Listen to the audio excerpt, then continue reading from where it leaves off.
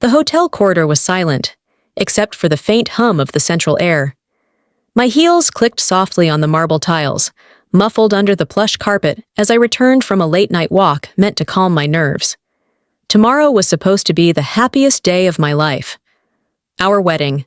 But happiness has a strange way of hiding in shadows. I stopped when I passed by the bridal suite next to ours. The door was ajar, just slightly, as though someone had forgotten to close it properly. That's when I heard his voice. Low, confident, too confident. The fortune unlocks everything tomorrow. My fiancé, Adam. I froze, my hand still resting on the corridor wall, steadying myself as the words slipped like drops of poison into my ears. My heart raced, but my body refused to move. He was supposed to be asleep, resting before the big day. What was he doing here? And more importantly, who was he talking to? I leaned closer, careful not to make a sound. A woman's voice responded, calm, certain, sharp. Are you sure she hasn't noticed anything yet? She? I swallowed hard, willing my breath to steady. The woman laughed softly, almost mockingly, and Adam replied, Not a clue. She thinks this is about love. But tomorrow, once everything's signed, we'll have access. Access. That one word hit me like a cold slap across the face. What access? I pressed my palm against the wall, trying to stop the dizziness creeping in. My ears strained, desperate to catch every syllable, terrified I might miss something crucial. The woman whispered again, too low this time, but Adam's chuckle was soft and certain. Relax. After the ceremony, it's ours. The air in the corridor felt heavier, like breathing through silk soaked in water. My throat was tight, my chest aching with the weight of words I didn't yet understand, but feared I already did. Was this about my family's money? I thought back to the countless conversations where Adam brushed off any mention of my inheritance, always insisting, I love you, not your fortune. How easily I believed him. How stupidly, desperately, I wanted to. I pulled back slowly, my footsteps lighter than my breath, and returned to our room, each step echoing in my ears like a drumbeat of betrayal. Inside, the fairy lights cast a soft golden glow over my dress, hanging perfectly on its stand, untouched, innocent. The dress I had dreamed of since I was 12. The dress meant for a love I thought was real. I sank into the edge of the bed, hands trembling in my lap, replaying every detail of what I'd just overheard. A part of me wanted to storm into that room, confront him, demand answers. But another part, the quieter, wiser part, told me to wait. I needed to know everything, the truth. I couldn't afford to misstep. Not now. Not with so much at stake.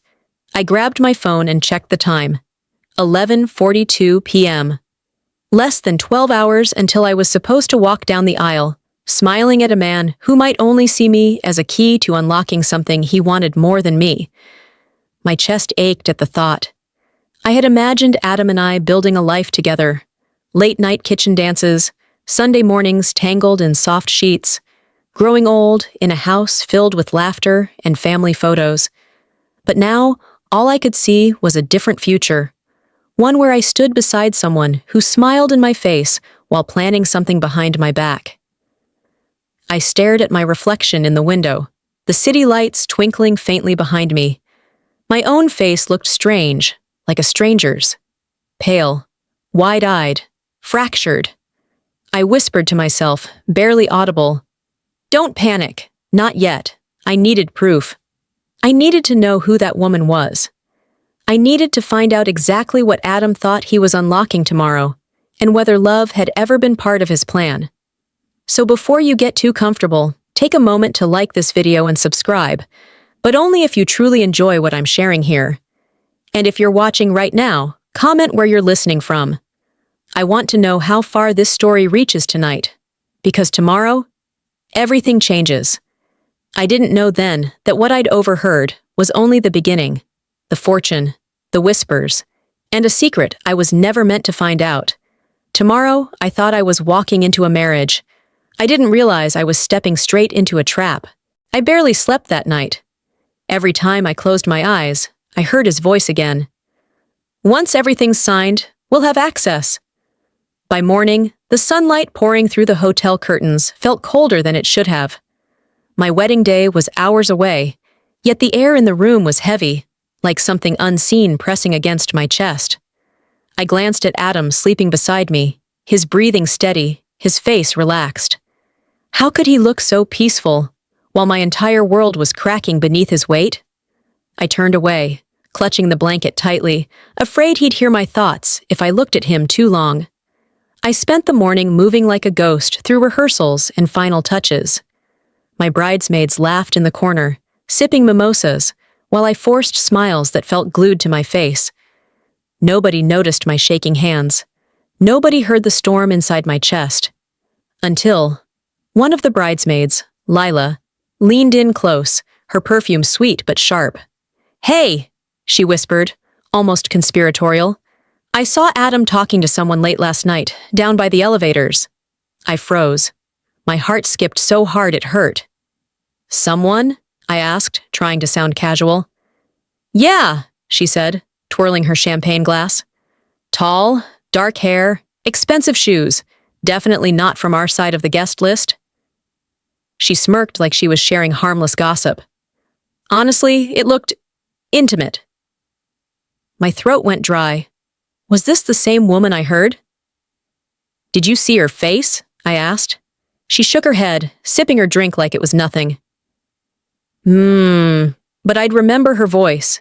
She laughed. It was soft, low, kind of smoky, like someone who's used to being in control. Control.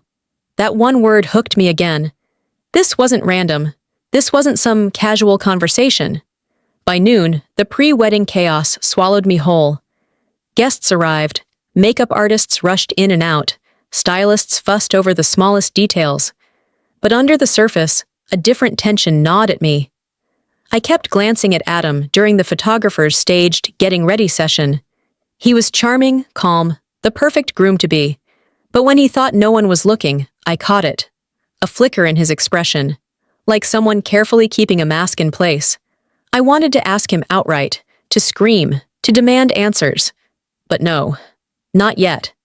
I needed proof. That's when I overheard them again. I was walking down the back hallway near the reception storage when I caught the sound of hushed voices. Adam's voice, low, tense, and hers, velvety, calculated. "You have to stick to the plan," she said. "Don't get sentimental now." Sentimental? I stopped dead, pressing myself against the wall. "I'm not sentimental," Adam whispered back. "I'm just saying, she trusts me, completely." She laughed softly. That same laugh Lila had described. The smoky one. "Good," the woman said. "Then tomorrow she'll sign without hesitation, and by next week the documents are filed." Documents. My stomach dropped. What documents? I edged closer, praying the carpet swallowed my footsteps. I peeked around the corner just as the woman shifted into view for a split second. I caught only a flash.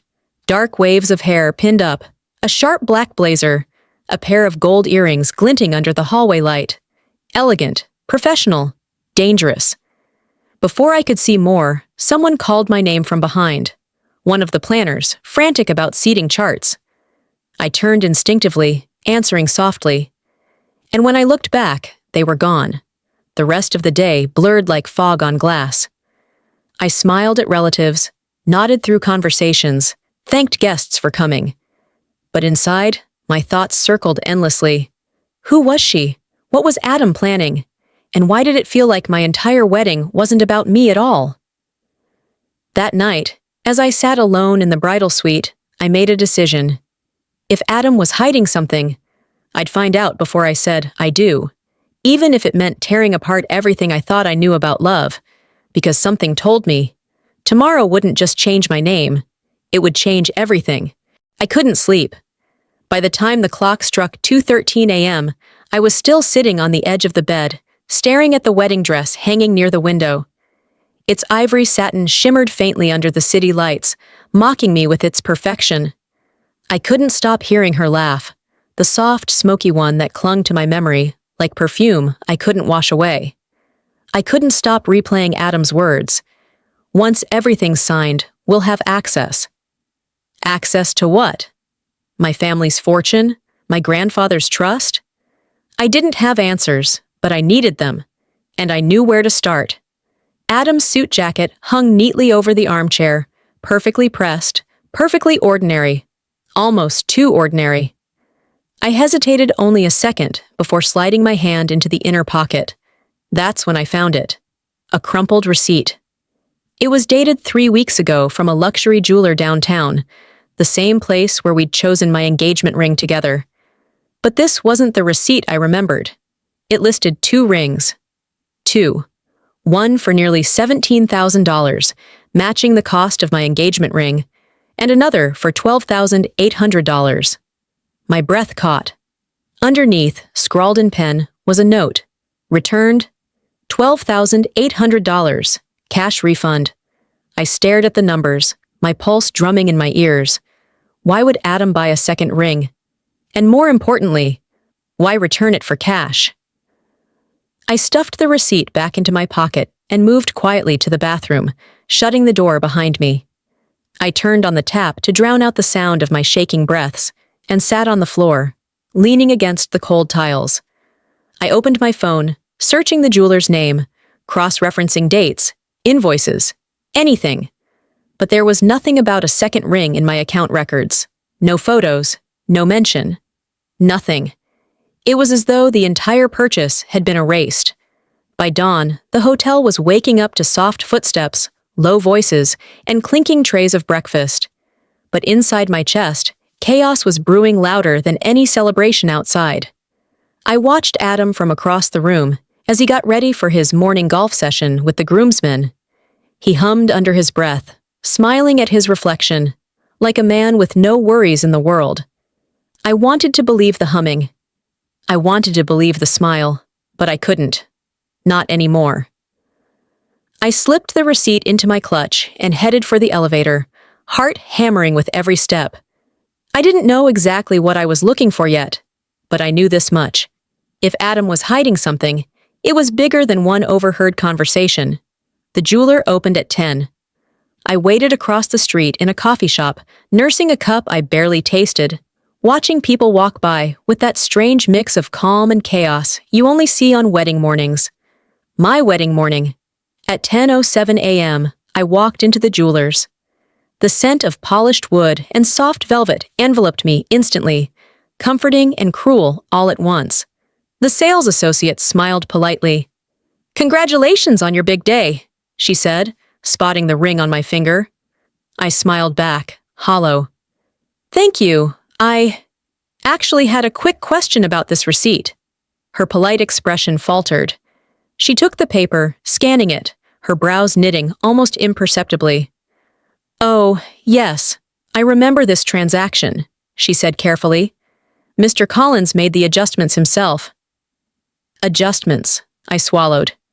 "The second ring, who was it for?" She hesitated, glancing at the back office, lowering her voice. "I'm sorry, ma'am. I can't disclose client information without their permission." I forced a smile, pretending not to notice her caution. "Of course, I understand." But I saw it. That flicker of recognition in her eyes when she glanced at the note, the way her hand stiffened slightly as she returned the receipt. She knew something. On the way back to the hotel, the street outside looked different, like someone had dimmed the world's colors.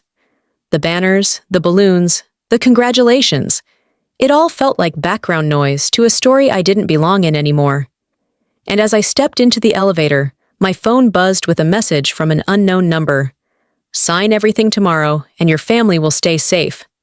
I stared at the screen, my throat dry, my heart stopping mid-beat. What did that mean?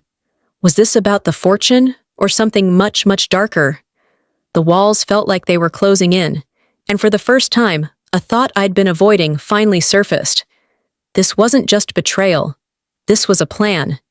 And I was standing right in the middle of it. By the time I returned to the hotel, the day felt heavier, as though each moment carried a weight I couldn't set down. My bridal suite smelled faintly of roses and vanilla, the relaxing scents the planner insisted on, but they only made my stomach twist tighter. I sat on the edge of the bed, clutching my phone with that anonymous message still glowing on the screen. Sign everything tomorrow, and your family will stay safe. Safe. Why would anyone even say that? I didn't have time to process it because there was a knock at the door. I froze for a second before opening it. It was Adam. He stood there, dressed perfectly casual, white shirt, navy slacks, sleeves rolled up like he was effortlessly living in his own movie. He leaned against the doorframe, smiling in that easy, practiced way of his. "Hey, gorgeous," he said, stepping inside without waiting. "Listen, I just came from the attorney's office. There's one last thing we need to handle before tomorrow." He said it lightly, almost playfully, but my heart was already racing. "Handle what?" I asked, trying to keep my voice steady. Adam sat at the small round table by the window and opened a folder he'd brought with him. Inside was a single document, clipped neatly. He pushed it toward me. "It's just a minor update to the prenup," he said casually. "Nothing complicated. Our lawyer recommended it. You know, to keep things clean." I frowned, scanning the first few lines. Legal jargon swam before my eyes, cold and impersonal.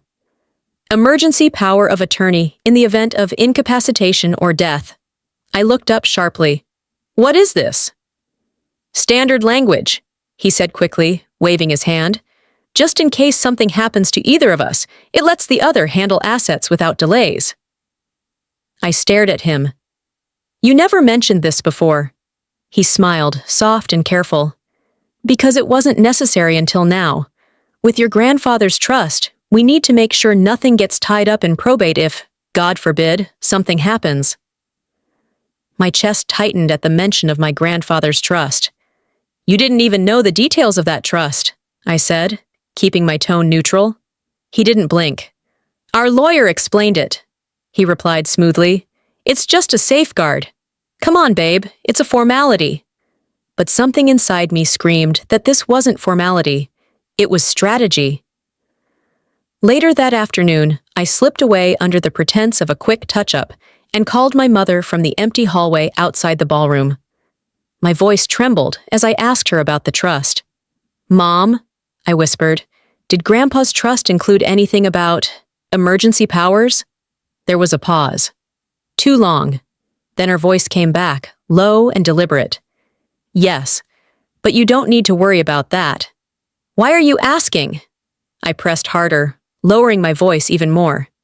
Does it give my spouse control over the assets?" Another pause.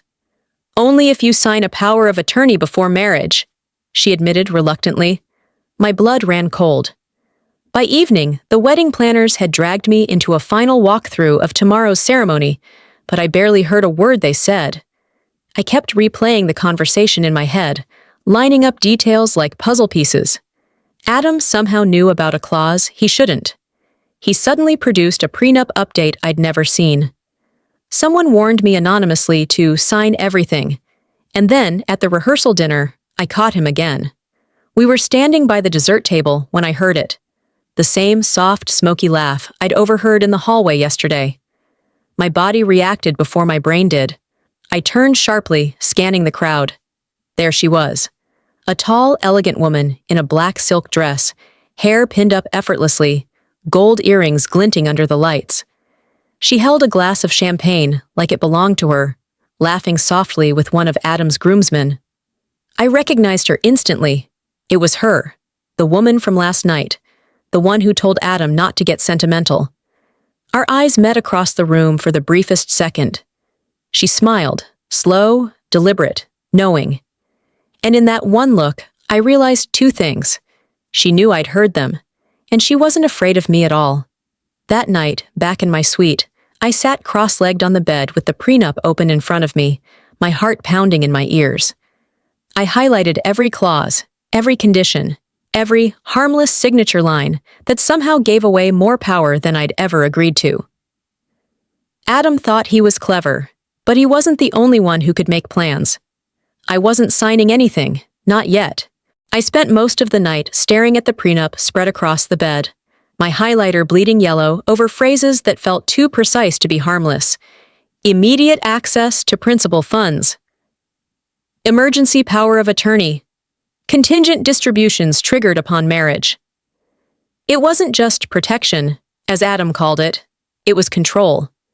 And somehow, Adam knew about the one thing no one outside my family should have known: my grandfather's trust clause. I called my mother again just after dawn, pacing barefoot across the suite's cold marble floor. She sounded half asleep, her voice rough with irritation. "Mom," I said, trying to keep calm. "How did Adam even know about the trust clause? I never told him, did you?" She hesitated. Too long. "I didn't," she said finally. "Not directly." "Not directly?" I snapped, trying to keep my voice low. "What does that mean?" She sighed softly. "Your Aunt Elise. She's close with Adam's mother. Maybe she said something over dinner one night. But don't worry, sweetheart. Adam loves you. That's all that matters." But the words felt hollow, brittle, wrong. I hung up before she could say more, my chest tight with suspicion. If Aunt Elise had mentioned it casually, fine. But Adam somehow knew specific details, exact phrasing, trigger conditions. And that meant he wasn't just guessing. Someone was giving him information. By mid-morning, the hotel lobby was buzzing with guests, vendors, and florists scrambling under towering arrangements of white orchids. But their laughter and chatter felt like background noise to the pounding in my head. I couldn't shake the feeling of being watched. Everywhere I turned, someone seemed to pause just slightly when I passed. The event planner, the assistant carrying seating charts, even Adam's cousin, who quickly slid his phone back into his pocket when our eyes met. Was I imagining it? Or had the walls started closing in? I slipped into a quiet corner near the balcony and pulled up the original documents from my grandfather's estate on my phone. I scrolled through pages of dense legal text until I found it. Clause 17, Spousal Access Restrictions. No spouse shall gain principal access unless the beneficiary is declared legally incapacitated or grants explicit emergency power in writing. I read it 3 times, my palms growing damp. This wasn't something anyone could casually guess. Adam had to know about Clause 17 specifically to design that prenup the way he did, which meant this wasn't coincidence. This was coordination. I needed answers, and fast. I called our family attorney, Michael, the one who'd managed the trust since my grandfather passed. He picked up after a few rings, his voice smooth but strained. "Ah, congratulations on the big day," he said warmly. I cut straight to the point. "Michael, who has access to the trust documents?" "Only you, your mother, and me," he said without hesitation. "Not even Aunt Elise?"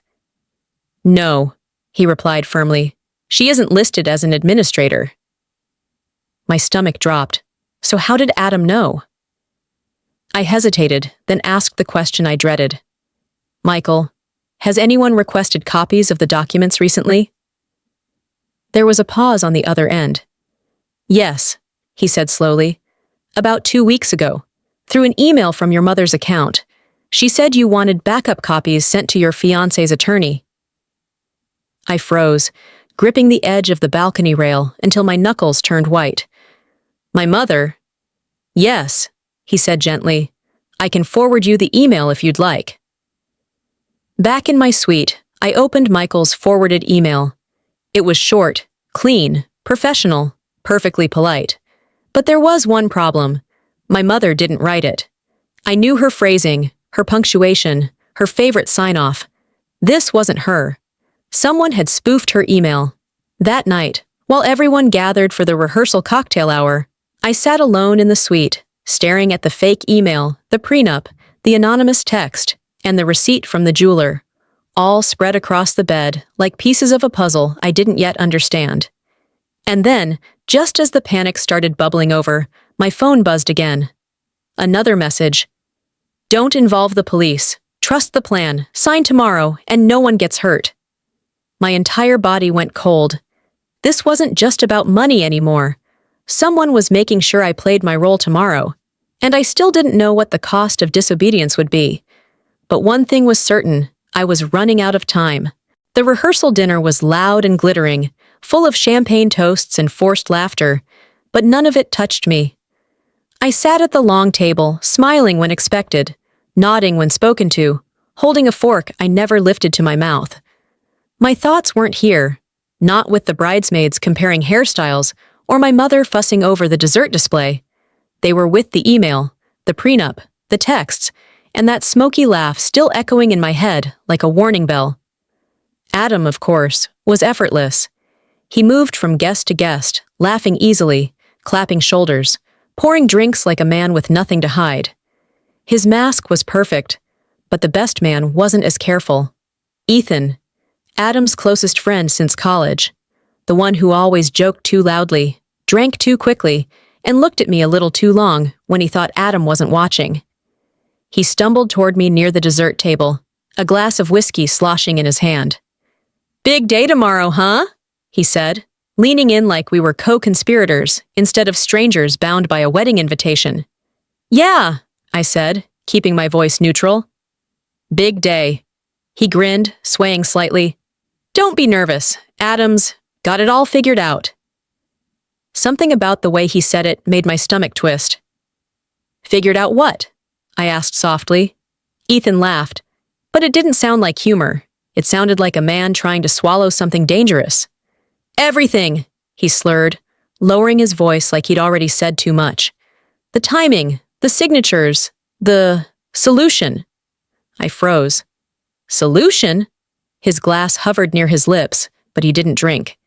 His gaze darted toward Adam across the room, then back to me. "Look," he whispered, suddenly sober around the edges. "You're safe, I promise you that. Just don't make this harder than it has to be." Safe. He'd used the same word the anonymous text had used. My heartbeat quickened.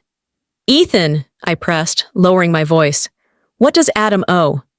He blinked, startled. "What?" "I know about the prenup," I lied smoothly, watching his reaction. "I know about the clause, the timing, the access. What I don't know is why it's so urgent." For a moment, his mask cracked. Then he sighed, running a hand through his messy hair. "It's not my place," he muttered. "Make it your place," I said, stepping closer. He hesitated, eyes darting again toward Adam, before leaning in so close I felt his breath warm against my ear. "Adam owes money," he whispered. "A lot of it, to people who don't negotiate." The room seemed to tilt beneath me. "How much?" I managed to ask. "500,000, Ethan said, barely audible. "Maybe more." It started with a failed deal a couple years ago, then it snowballed. These guys, they're not patient. My throat went dry. "These guys?" He straightened suddenly, shaking his head as if he'd said too much. "Forget I said anything, seriously. Just sign whatever he gives you and walk away smiling tomorrow. Everyone wins." Everyone, or just Adam? As Ethan drifted back into the crowd, his words clung to me like static. "These guys, they're not patient." I scanned the room, paranoia blooming in my chest. Every unfamiliar face suddenly felt like a threat. Every waiter carrying a tray, every cousin's friend, every smiling guest. It was like they were all in on something I wasn't. And then I noticed her again. The woman in the black silk dress. She was standing in the corner, half hidden behind a floral arrangement, talking quietly to a man I didn't recognize. He was tall, broad-shouldered, his suit perfectly tailored, but his posture predatory. Hands clasped loosely, head tilted slightly, like someone assessing a chessboard. When their conversation ended, she turned, catching me watching her. This time, she didn't smile. She simply raised her glass, slow, deliberate, almost mocking, before disappearing into the crowd like smoke dissolving into air. Back in my suite that night, I locked the door and sank into the armchair, clutching my phone like a lifeline. Adam's debts, a forged prenup, an unknown woman, and now, Dangerous men lurking just beyond the glow of champagne flutes. It wasn't just betrayal anymore. It was leverage. And the wedding wasn't just a ceremony. It was a deadline. The suite was silent, except for the muffled thud of music and laughter rising from the ballroom below.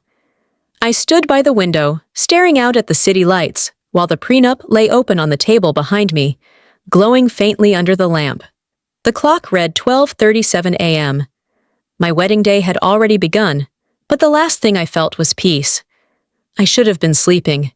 I should have been dreaming about walking down the aisle, not piecing together fragments of a puzzle I didn't understand. And then my phone buzzed. A text from Lila, my bridesmaid, the same one who had whispered about seeing Adam talking to the mysterious woman by the elevators. "Meet me in the bridal lounge. It's urgent." I hesitated. Every instinct screamed caution.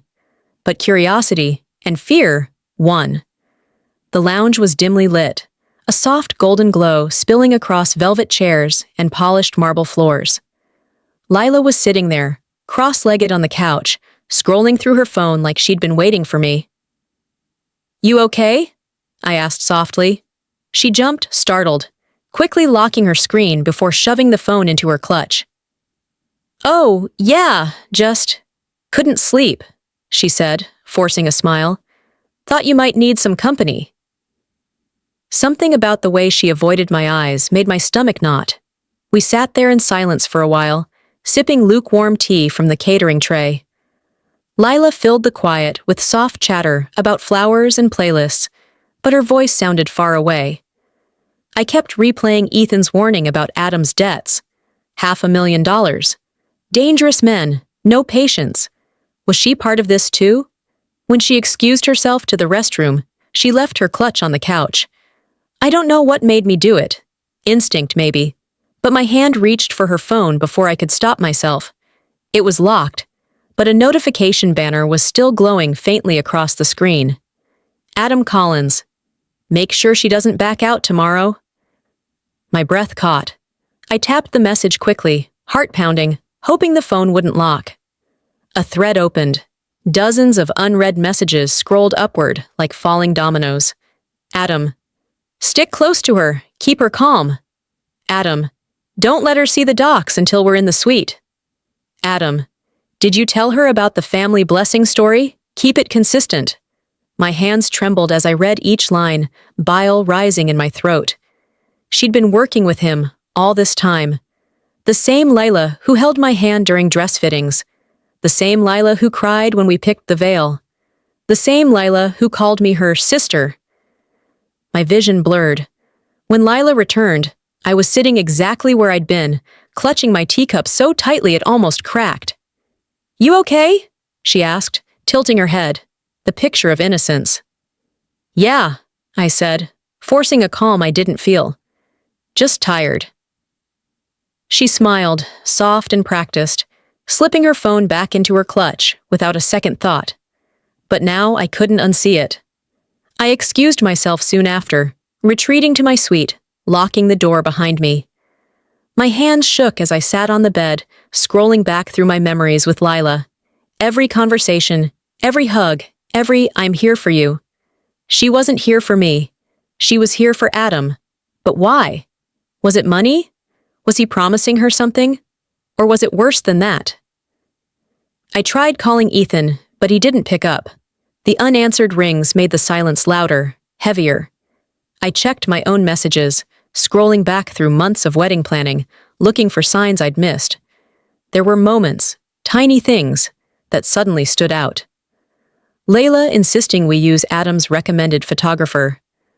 Layla forgetting to send me invoices for catering until Adam handled it. Lila telling me not to stress over the prenup, calling it a modern thing. She wasn't just a bridesmaid. She was a handler. I couldn't stay in the suite. I needed air. I slipped down the empty hallway, barefoot on the carpet, the faint hum of the elevators filling the silence. As I turned the corner, voices drifted from around the bend. I froze. Adam's. And hers. The woman in the black silk dress. "She doesn't suspect a thing," Adam whispered. "Lila says she's calm." Good, the woman replied softly. By tomorrow afternoon, we'll have everything we need. I pressed myself against the wall, heart hammering, terrified they'd hear me breathing. Don't worry, Adam said, his tone darker now. By the time she realizes, it'll already be done. I stumbled back to my suite, locking the door behind me, shaking so hard I thought my knees might give out. Lila, Adam, the woman. They were all working together. The wedding wasn't just a ceremony, it was a trap. And I was running out of time. I didn't sleep. I couldn't. I sat on the floor with my back against the bed, staring at the faint city lights outside the window, while my phone lay face down on the carpet. My wedding was in less than 12 hours, but I wasn't thinking about vows or flowers or dresses anymore. I was thinking about escape routes. At 7:03 a.m., my phone buzzed violently against the floor, pulling me out of my fog. An unknown number flashed on the screen. I almost didn't answer, but something inside me whispered, "Pick up." "Hello?" I croaked, my voice rough from exhaustion. "Ms. Hartley?" The voice on the other end was crisp, professional, steady. "This is Angela from Fairmont Private Bank. We need to confirm something unusual we flagged on your account this morning." My chest tightened. "Unusual?" "Yes," she said carefully. "Someone called us just after 6, claiming to be you. They had your full name, your date of birth, even your security code." I gripped the phone tighter. "What did they want?" "They requested verification on beneficiary structures tied to your grandfather's trust," Angela explained. "Specifically, they asked whether your assets would transfer automatically to your spouse after marriage." I froze, staring blankly at the wall. "That wasn't a random question." Angela continued, lowering her voice. "They sounded confident, almost rehearsed, but we caught one detail that didn't add up. The signature file they sent didn't match yours." My throat went dry. "So they forged my signature?" "Yes," she said. "And they knew enough about your accounts to make it convincing. We blocked the request and locked verification until you authorized changes in person." I swallowed hard, my voice trembling. "Did you get the number they called from?" "Yes," Angela replied, "but it was a masked VoIP line. However," she paused, and I could hear her typing faintly in the background. "There's something else. We cross-checked metadata from the call routing. It originated from a hotel network."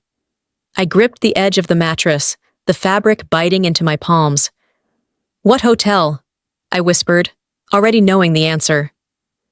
"The Westbridge Grand," she said. "That's where you're staying, isn't it?" I closed my eyes, my pulse roaring in my ears. They weren't just watching me. They were here. I hung up quickly, checking the hallway outside my suite.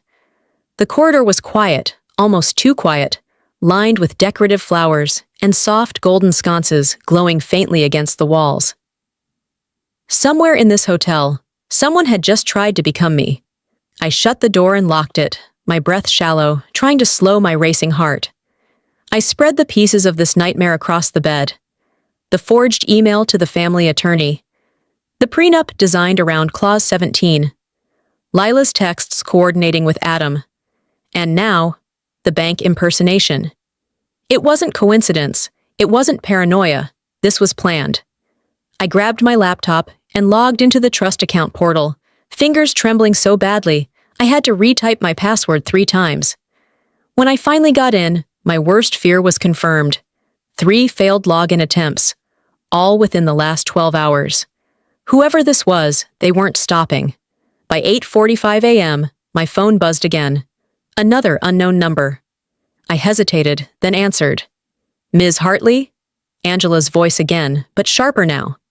"We just received an internal alert. Someone physically tried to request account authorization at one of our downtown branches 30 minutes ago."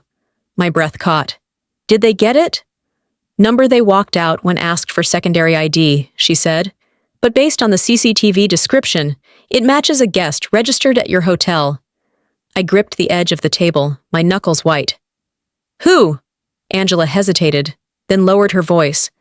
"Ms. Hartley, does the name Sabrina Vaughn mean anything to you?" I froze. The name slammed into me like a cold wave. Sabrina Vaughn, the mysterious woman in the black silk dress, the smoky laugh, the one Adam was meeting in secret. I hung up without responding, adrenaline surging through my veins. I didn't need Angela to confirm it. This wasn't just Adam's plan anymore. Sabrina was orchestrating this, and she was already 3 steps ahead of me. I sat there in silence, forcing myself to breathe slowly, evenly, until the panic settled just enough for me to think. Sabrina wasn't just helping Adam. She wanted something bigger, something worth risking forged emails, impersonation, and bank alerts. But what terrified me most wasn't Sabrina's plan. It was the realization that she'd built it around me. And tomorrow, at the altar, I wasn't just a bride. I was the key. The morning air was heavy, thick with the scent of lilies from the hallway arrangements, but I couldn't breathe. After the banker's warning, the walls of my suite felt like they were closing in. Someone had forged my signature, impersonated me, and was trying to force my hand. And now I knew Sabrina Vaughn's name, the mysterious woman from the black silk dress, the smoky laugh, the one moving pieces behind the scenes like a chess master. But one question burned louder than all the others. How did she know so much about my grandfather's trust? I thought of calling my mother again, demanding answers, but a deeper instinct told me she wouldn't tell me everything, not over the phone, maybe not at all. Instead, I remembered something, a drawer, my father's old desk, the one I hadn't opened in years. Back when he was alive, he used to say, "There will come a day when you'll need to protect yourself from the people who love you most." I thought he was being dramatic. Now those words hit differently. I slipped away from the hotel quietly, taking the side exit where the planners wouldn't see me, and drove across town to my parents' house. My mother was at the salon for a pre-wedding appointment, so the house was empty, still, and unnervingly quiet. In my father's study, sunlight filtered through dusty blinds, settling over the walnut desk he had guarded like a vault. The key was where he always left it, tucked into the spine of an old atlas. The drawer groaned when I opened it. Inside were stacks of old documents, insurance statements, handwritten notes, and envelopes labeled in his neat, deliberate handwriting. Most were unremarkable, but one stood out. A plain ivory envelope sealed with red wax, pressed faintly with the letter H. On the front, in my father's unmistakable scrawl, "For pressure days." My hands shook as I broke the seal. Inside was a single page. His writing, hurried but steady. "If you're reading this, it means you've come close to making a mistake you can't undo. You will be offered love, security, and protection, but it will cost you everything. Read Clause 17 carefully. Never sign an emergency power of attorney without verifying who benefits. And if anyone knows about the locked distribution schedules, they've already gotten too close." I reread the note, the words sinking like stones in deep water. If anyone knows about the locked distribution schedules, Adam knew, Sabrina knew, which meant this wasn't random. This wasn't new. Beneath the note was a second item, an old photograph. It showed my father at a fundraiser, smiling with 2 men and a woman in a sleek black dress. The woman's face stopped me cold. Sabrina Vaughn. The smoky laugh. The black silk dress. The woman pulling strings behind Adam. She wasn't new. She'd been around for decades. On the back of the photograph, my father had written a single line. "She is not who she claims to be." I sank into his leather chair, my breath shallow, my mind racing. How did Sabrina know my father? Why was she at that fundraiser? And why was he warning me about her years before Adam and I ever met? I was still holding the photo when my phone buzzed. A text. Unknown number. "Leave the house now." My blood ran cold. I stood up slowly, listening. At first there was nothing, only the faint hum of the air conditioning. Then, a soft click echoed from somewhere behind me. The sound of a door unlocking. I turned, heart pounding, and through the thin glass pane of the study's door, I saw a shadow moving in the hallway. Slow. Deliberate. I grabbed the envelope, shoving it into my purse, and slipped out the side exit into the garden, keeping low under the hedges until I reached my car. When I glanced back at the house from the driveway, the front door was wide open. Whoever it was, they'd come for the envelope.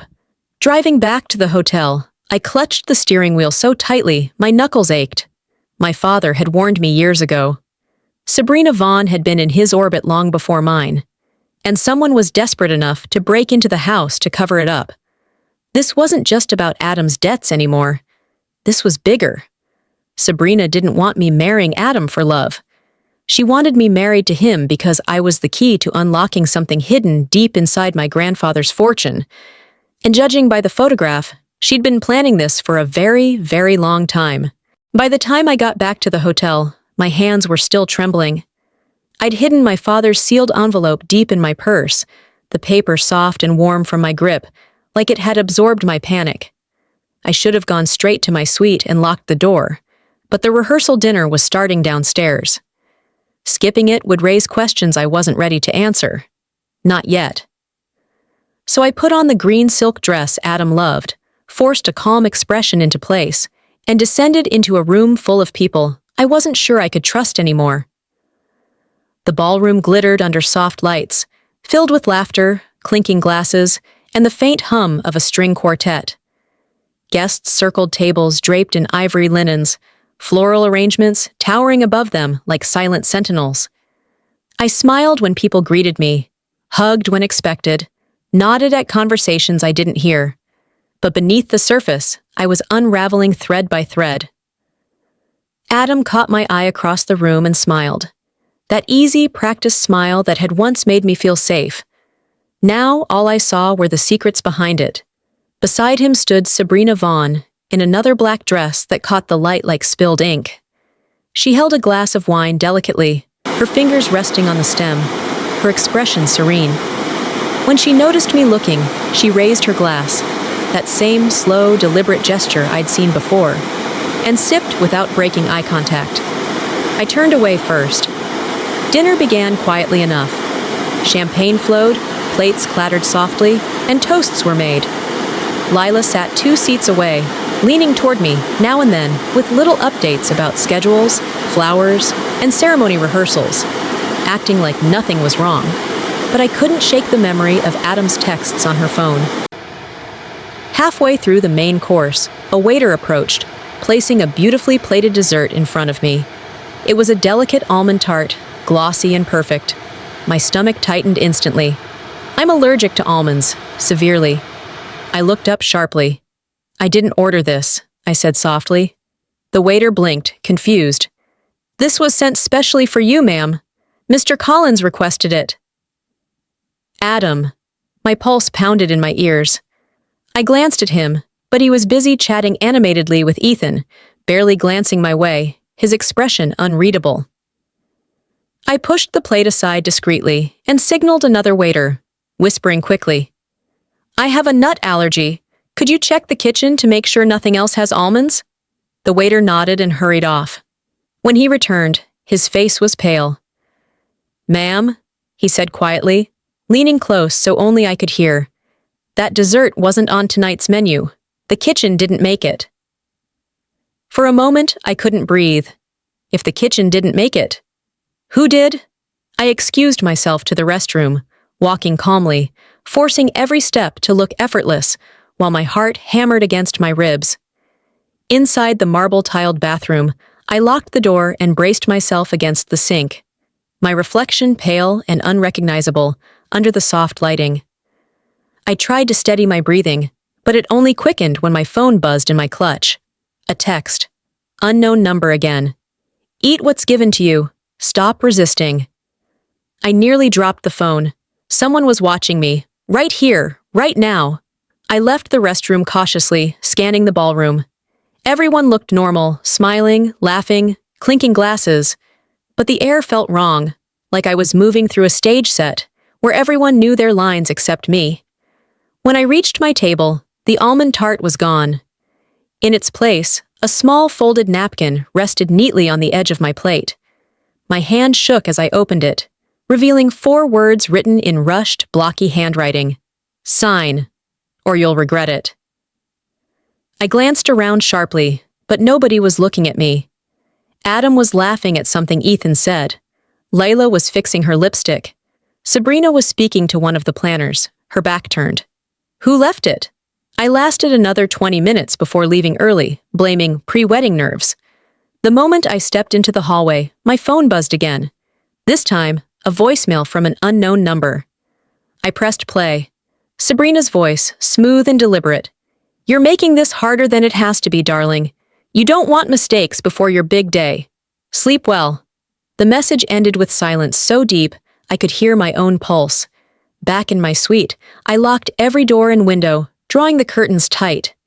They weren't just manipulating me anymore. They were threatening me. This wasn't subtle. This wasn't whispered plans in hallways or quiet prenups slipped under papers. This was open pressure. And yet, I couldn't go to the police. Not without proof. Not without knowing who I could trust. The wedding wasn't just a ceremony anymore. It was a countdown. And now, I wasn't just fighting for my fortune. I was fighting for my life.